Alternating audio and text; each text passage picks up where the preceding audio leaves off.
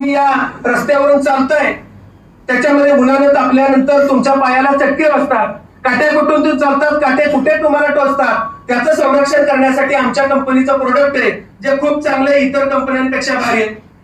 लोकांना काही समजलं नाही. लोकांनी विचार केला की हे जे आलेले आहे त्यांची काहीतरी वस्तू विकायला आलेली. कर्मचारी थोडा निराश झाला. तिथून त्यांनी फोन करून सांगितलं की आपले प्रोडक्ट या ठिकाणी खपण्याची शक्यता थोडी कमी आहे, कारण इथल्या लोकांचा तसा रिस्पॉन्स नाही. तो कर्मचारी परत आला. नंतर मीटिंग भरली. नंतरच्या मीटिंग मध्ये पुढे चर्चा झाली आणि त्या चर्चेमध्ये ते आव्हान पेलण्यासाठी कोणी सुद्धा तयार नव्हतं. तर दुसरा एक कर्मचारी उठला आणि म्हणाला की मी त्या ठिकाणी जातो, पुन्हा एकदा सर्वे करतो आणि काही शक्यता आहे का तपासतो.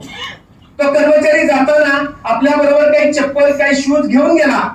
त्या गावामध्ये गेल्यानंतर सर्वप्रथम त्यांनी काय केलं, गावातले लोक काय करतायत, कशी फिरतायत ते पाहिलं आणि पाहिल्यानंतर त्या गावामधले जी काटेरी झुडपं जी वाळलेली होती ते सगळे काटे एकत्र केले, रस्त्यावरती अंथरले आणि रस्त्यावरती अंथरल्यानंतर लोक बघायला लागले की हा रस्त्यावरती काटे अंथरतोय माणूस.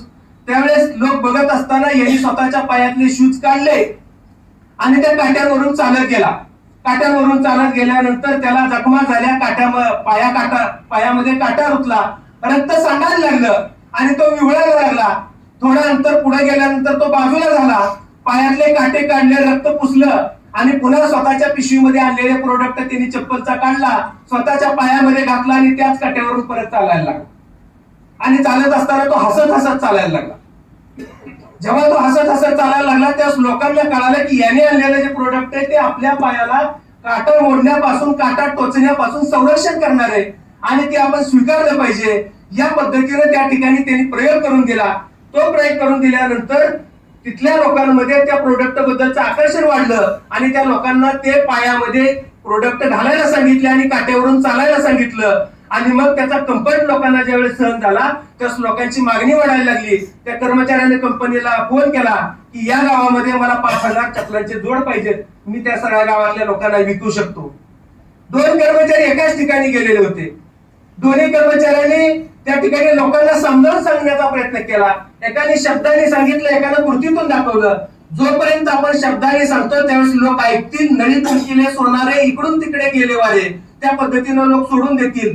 ज्यावेळेस एखाद्या प्रोडक्टचं उपयोजन काय आहे हे लोकांना जोपर्यंत दाखवत नाही तोपर्यंत आपल्या प्रोडक्टचं महत्व समोरच्याला कळत नाही. त्या कर्मचाऱ्यानं त्या प्रोडक्टची असणारी उपयोगिता सांगितली म्हणून त्या गावामध्ये त्यांचे प्रोडक्ट खपले. अगदी त्याच पद्धतीने आपले असणारे प्रोडक्ट हे लोकोपयोगी आहे.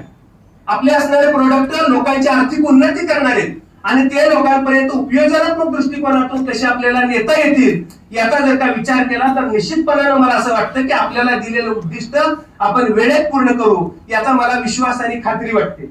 हे आपल्या सगळ्या दृष्टिकोनावरती, एखाद्याचा दृष्टिकोन एखाद्या गोष्टीकडे पाहण्याचा कसा आहे त्याच्यावरती अवलंबून आहे.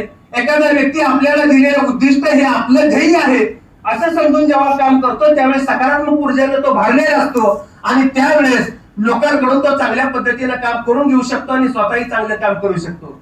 परंतु जर का दृष्टिकोनच नकारात्मक असेल तर दिलेल्या ध्येयाकडे तो संकट म्हणून पाहतो आणि त्या संकटाला दूषण देत तो जगत राहतो. दूषण देत जगण्यापेक्षा भूषण घेऊन जगायला माणसानं जर का शिकलं तर निश्चितपणानं आपली प्रगती झाल्याशिवाय राहत नाही.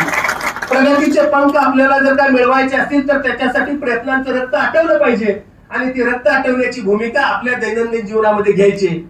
जे डिपार्टमेंट ऑफ पोस्ट आपली मातृसंस्था आहे, जे आपलं कुटुंब पालन पोषण करण्याचं काम करते, आपल्याला सन्मान देते, आपल्याला ओळख देते, त्याच्यासाठी आपण प्रामाणिक आणि एकनिष्ठ राहण्याची प्रतिज्ञा करूया आणि येणाऱ्या कालावधीमध्ये पंढरपूर विभागाला दिलेलं उद्दिष्ट पूर्ण करण्यासाठी आपण सर्वजण कटिबद्ध होऊ द्या एवढंच आवाहन आपल्या सर्वांना करतो. मला 4 शब्द बोलण्याची संधी या ठिकाणी दिली त्याबद्दल मी आपल्या सर्वांचं ऋण व्यक्त करतो. धन्यवाद.